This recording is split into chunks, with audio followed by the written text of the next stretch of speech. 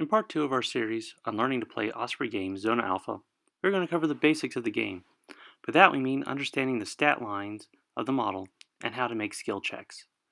When you look at your miniature and its associated character sheet, a copy of which is in the back of the rulebook on page 64, you'll see two stat lines, one for the miniature and one for each weapon carried by the miniature.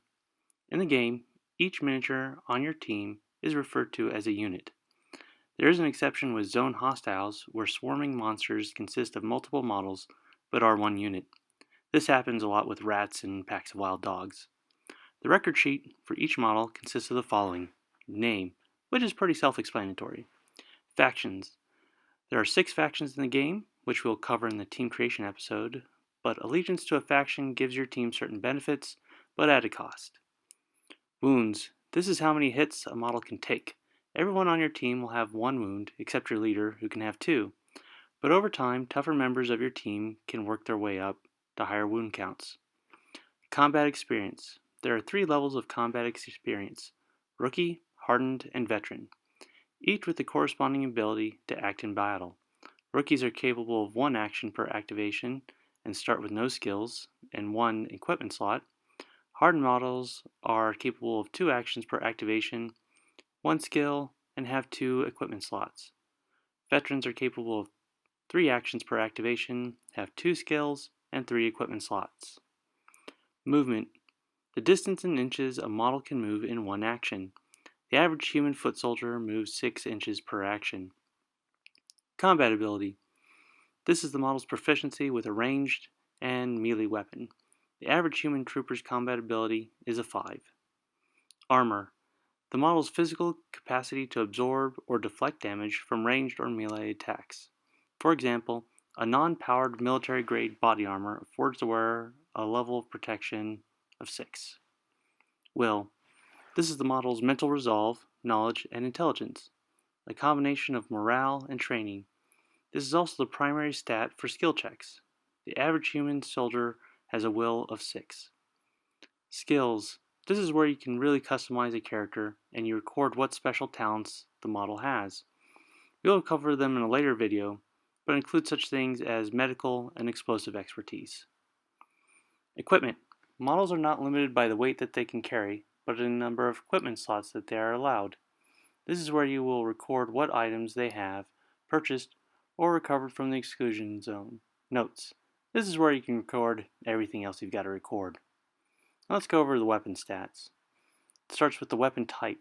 This is where you write down what type of weapon your model is carrying. You can have more than one.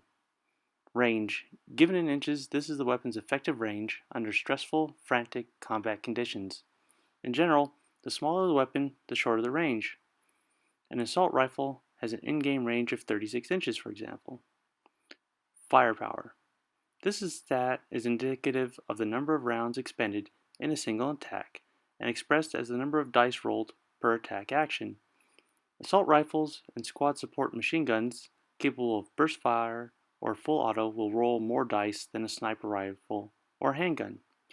For example, an assault rifle has a firepower value of 3, meaning it rolls 3 dice, while a heavy machine gun has firepower value of 4, meaning it rolls 4 dice. Damage. This represents the model's stopping power or ability to penetrate armor. In game terms, it is a negative modifier to target armor stat. For example, cuts through X layers of armor. The heavier the caliber, the greater the damage. So an assault rifle has a firepower of 3, thus rolls 3 dice when shooting, but for every hit, it is damage 1, while a sniper rifle has a firepower 1, so only 1 dice when shooting, but a damage of 4, so most creatures are not going to be able to stand up to it when it gets hit.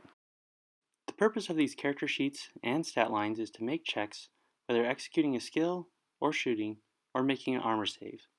Games with Zona Alpha use a 10-sided die to make a skill check, so you will notice that the more powerful teammates and monsters have higher stat numbers than the rookies and weak monsters.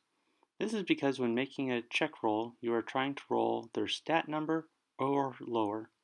The lower the roll, the better. So when a model with a combat ability of 6 wants to shoot a monster in the open, they will need to roll a 1, 2, 3, 4, 5, or 6 to make the hit. There are modifiers to checks that come about because a target might be hiding behind a wall, so it's harder to shoot, or a bomb is extra complex, so it's harder to defuse.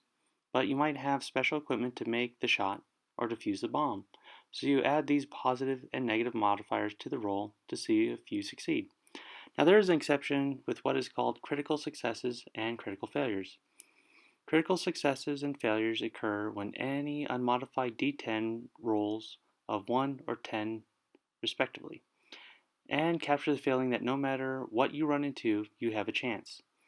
A critical success is an unmodified D10 roll of 1. Regardless of the task difficulty or modifiers, a roll of 1 means the check was automatically successful and the model gains a free extra action.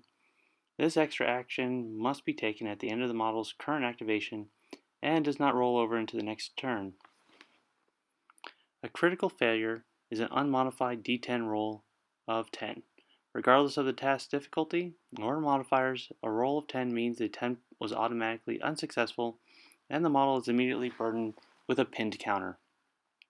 In each case, it is important to remember all other dice results rolled in the same pool are calculated and resolved as normal. Resolve critical successes first and critical failures last. Sometimes you will get what will be a critical mix. In the event unmodified 1s and 10s show up in the same roll, say when making a ranged attack or defending against one, the critical successes and critical failures cancel each other out. There are no additional benefits or penalties, and the results are tallied normally, with any and all standard applicable modifiers and stats.